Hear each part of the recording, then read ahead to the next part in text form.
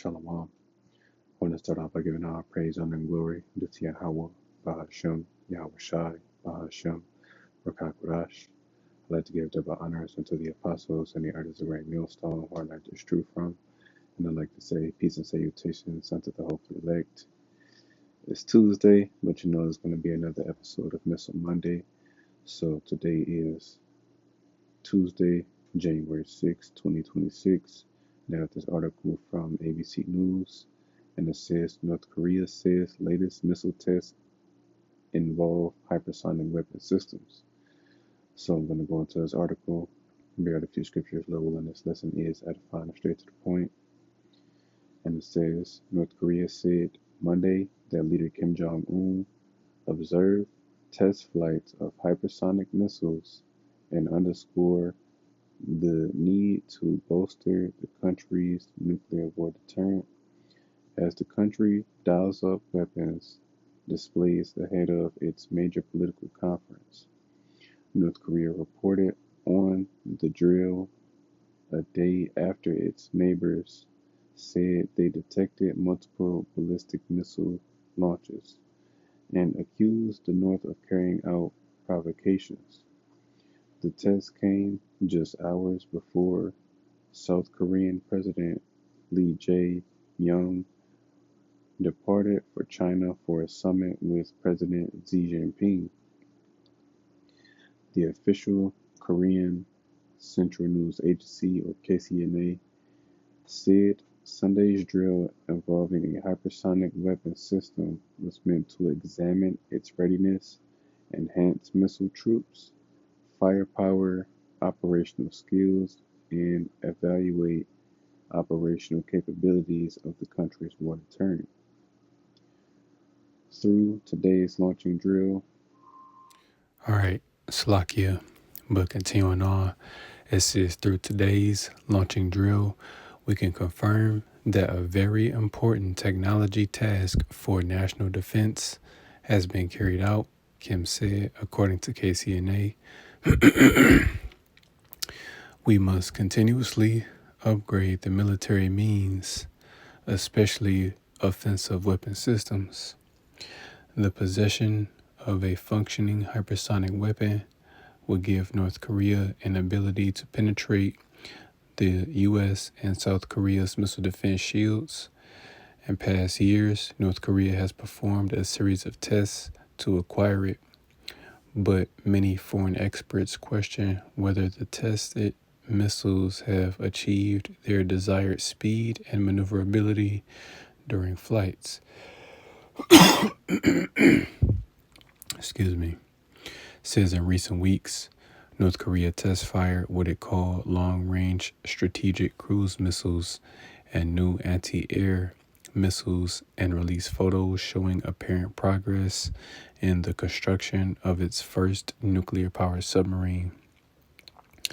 Observers say North Korea aims to demonstrate or review its achievements on the weapons development sector ahead of the ruling Workers' Party Congress, the first of its kind in 5 years. Keen attention is on whether Kim would use the Congress to set a new approach on relations with the U.S. and resume long dormant talks. North Korea's nuclear program is expected to be discussed when Lee and Xi meet for a summit later Monday. Lee's office earlier said he would call for China, North Korea's major ally and economic pipeline, take a constructive role in efforts to promote peace on the Korean Peninsula. The latest launches followed Saturday's audacious U.S. military operation that ousted Venezuelan leader Nicolas Maduro from power and brought him to the U.S. to face narco-terrorism conspiracy charges. North Korea slammed the operation, saying it again shows the rogue and brutal nature of the U.S. Many Experts say the U.S. operation likely leave Kim pushing to further expand his nuclear weapons capabilities that he thinks guarantees the survival of his government and state sovereignty in the face of U.S.-led hostilities. During Sunday's launch drill, Kim defended his push for a stronger nuclear program. Why is it necessary, or why it is necessary, is exemplified by the recent geopolitical crisis and complicated international events, he said. Excuse me, Slakia. So, even other world leaders, they see what's going on, and then he even made mention of what, the U.S. just recently did to Venezuela, and this is what, these different nations are doing. This is why they're gearing up for war, because they're getting ready to come up against America, because everyone is angry at America and, those Israelis right now. Everyone is angry at them, and rightfully so. But right now, the main focus being America. And this is why you have countries such as Russia, China, and North Korea, putting their resources toward their military, and upping their nuclear arsenal, So I'm going to leave this article, in the description box for those that want to check it out. I'm just going to grab a few scripts and that'll be it, man. But I'm going to start with the book of Isaiah, chapter 54 and verse 16. And it says, Behold, I have created the smith that bloweth the coals and the fire, and that bringeth forth an instrument for his work. And I have created the waster to destroy and right. That's talking about these nuclear missiles, man. Because these scientists and physicists will be the modern day smiths, because what does a blacksmith do? They create weapons of war, and in this current time, these scientists and physicists aren't just creating any old weapons of war.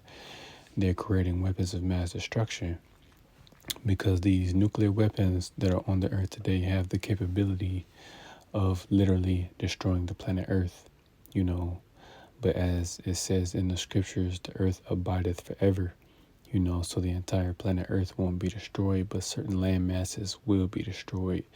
And as it stands, to confirm lands that will be hit, the land of Israel, will be hit, and America, aka Babylon the Great, will be hit. But the difference between the two, Israel will be built back up and America will be left completely desolate, So I'm going to get the book of Joel, chapter 3 and verse 9. And it says, Proclaim ye this among the Gentiles, prepare war, wake up the mighty men, let all the men of war draw near, let them come up. Beat your plowshares into swords, and your pruning hooks into spears. Let the weak say, I am strong. And this is what these different nations are doing.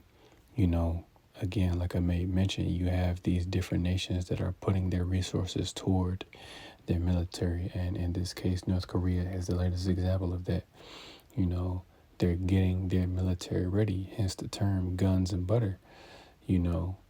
North Korea, along with, these other, nuclear armed nations are, putting the majority of their resources toward their military, because that's the time we're in. We're in a time of war right now, because you still have, small wars going on. You still have Russia and Ukraine, at war with each other. You have China and Taiwan, and then even though you haven't heard anything recently, but I'm pretty sure, the little hats are still over there, bombing, Ishmaelites out, over there in Gaza. They're still at war with them. But you have these various wars going on in the earth. So let me grab that out of Ecclesiastes chapter 3. I'm going to get straight to the point in verse 8. It says a time to love and a time to hate, a time of war and a time of peace. And that's the time we're in, man. We're in a time of hate, and we're definitely in a time of war, because we're in that time where we're going to see this third world war take place, and that is literally going to be the war to end all wars. That is why these nuclear weapons are on the earth today, because they're going to be used, you know. So real quick, let's get Matthew chapter 24 and verse 6. And it says, and ye shall hear of wars and rumors of wars. See that ye be not troubled, for all these things must come to pass, but the end is not yet. And right, the main point I want to get in this verse is, we're going to hear of wars and rumors of wars, because you still have, wars happening, and then, rumors of war, because right now, it's a rumor, even though we know it's going to happen, it's spoken of in the scriptures, but, World War III, it's a Cold War now, but it's eventually going to heat up, to a hot war, a nuclear war, if you will, and that is the time that we're in, man, because again, these things have to come to pass. So let's get Malachi chapter 4 and verse 1, and it says, for behold, the day cometh that shall burn as an oven, and all the proud, yea, and all that do wickedly shall be stubble. And the day that cometh shall burn them up, saith the Lord of hosts, that it shall leave them neither root nor branch. And right, what's the day that's coming? World War III. This is why you have countries like North Korea, again, getting their nuclear arsenal ready. This is why they're developing hypersonic missiles. Because again, Russia, China, and North Korea, just these three countries alone are very big threats to America, because they all possess weapons that can hit America from anywhere. Russia has it, China has one, North Korea has it, because it said in this article, I'm not just making this up, man. These three countries alone all possess missiles that can touch America.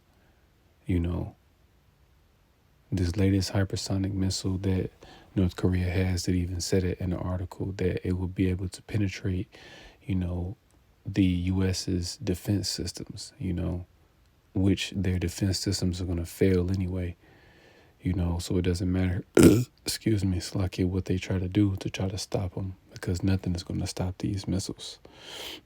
So let's go back to the book of Joel, chapter 2. And I'll start at verse 1, and it says, blow ye the trumpet in Zion, and sound an alarm in my holy mountain.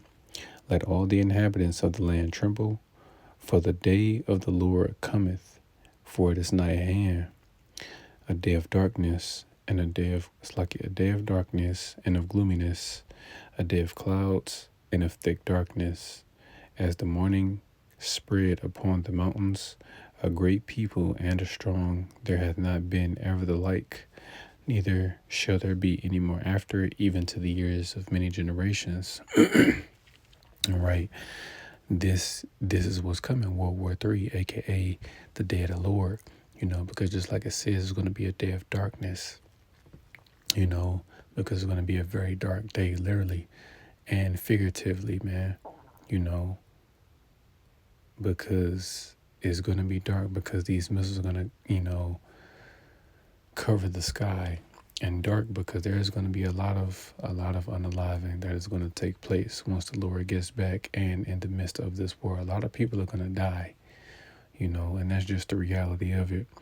And just like that says, that great people and the strong is talking about the missiles, and in particular the warheads. This is why that says there shall be no more after it, because all of the missiles that are on the earth today are going to be used. None are going to be spared, none of them. Verse 3, a fire devoureth before them, and behind them a flame burneth. The land is as the Garden of Eden before them, and behind them a desolate wilderness. Yea, and nothing shall escape them. And right, You know, just that alone, man. It says a fire devours before them, because these missiles are going to be traveling extremely fast, or again, the warheads in particular, because that's the part of the missile that does the damage. But, they're going to be launched into space.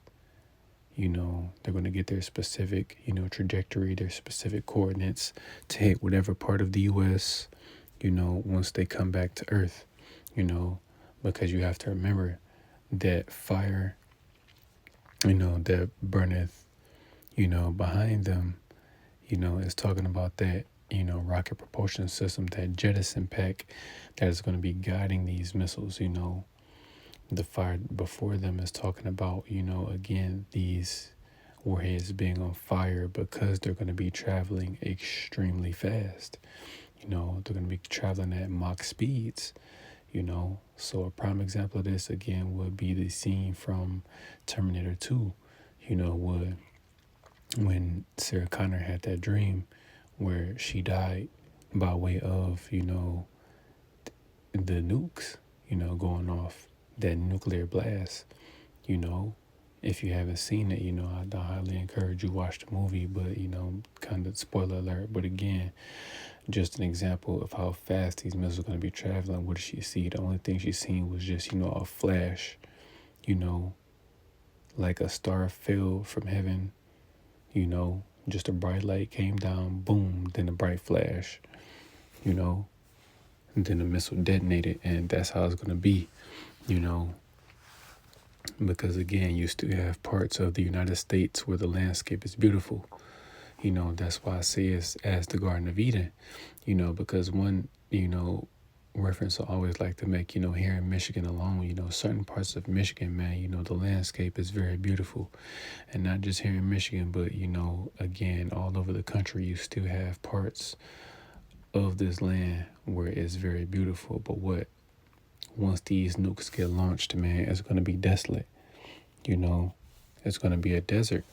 Once these flames finally go out, man, once the smoke clears, this place is going to be left completely desolate. It'll never be inhabited again. Pursuant to Isaiah, the 34th chapter, which gives a very vivid description, of how Babylon is going to look, just like it says in that chapter, the lines of confusion. You won't be able to tell, which state was which, So it's going to get a couple more, and that'll be it. Let's get the book of Revelation, chapter 11, and verse 14. And it says, the second woe is past, and behold, the third woe cometh quickly. And we can clearly see that this third woe, meaning World War III, is coming quickly, because World War I and II, both came to pass. Both are very devastating wars, but this war, is going to trump both of those wars, man, because of the devastation that is going to happen, man. This is not going to be good, and this is what we're hoping to be delivered from, man. Because once the Lord returns, the Lord is going to return in the midst of World War III, man. And it's not going to be good. We're hoping to be delivered from the Lord's wrath, because a lot of people, they're going to be destroyed upon the second coming of our Lord, during the midst of World War III. So I'll end it with this. This is the book of Revelation, chapter 9 and verse 15. And it says, and the four angels were loosed, which were prepared for an hour and a day and a month and a year, for to slay the third part of men and right. Excuse me. I always have to reference, when you read in Revelation chapter 7, it mentions, the four angels, which these are four literal angels, holding back the four winds, which the four winds represent the destruction that is going to take place, upon the planet Earth, primarily here, in Babylon, so, and, again, the same chapter, Revelation chapter 9, it mentions the four angels again, and it says the four angels were loose because there is a particular hour, day, month, and year when this war is going to take place. It's already set. The Heavenly Father has it set already to when He wants, this war and this destruction to take place. That's when these angels will be loosed to unleash the four winds, and it says to slay the third part of men, because you have three classes of men on the earth today. You have the sons of God, which are known as the biblical Israelites, so-called Negroes, Latinos, and Native Americans, the tribe of Judah, all the way down to the tribe of Issachar. Then you have the sons of men, which are, the different heathen nations. And then you have the sons of the wicked, the so-called white man, or the so-called white race, white people. They're the third part of men, the wicked. That's who this destruction is for. But you will have 2/3 of the nation of Israel that are going to get caught up in this destruction, And, whatever heathens are over here, again, as I always say, man, you're just collateral damage. You're just over here to make your little money and die. If you're not able to return to your homeland before, this country gets locked down again, because that's what it's going to boil down to, man. This is the time that we're in. We're in a time of war, and we're seeing things continue to heat up. Again, North Korea, is back in the headlines, getting their arsenal ready to come up against Babylon, So Lord willing, this lesson was edifying. I want to give all praise, honor, and glory due to Yahweh, Bahashem, Yahweh Shai, Bahashem, Rakakwadash. I like to give double honors unto the apostles and the elders of Great Millstone who I learned this truth from. And I'd like to say peace and salutations unto the hopefully elect. Till next time I say Shalom.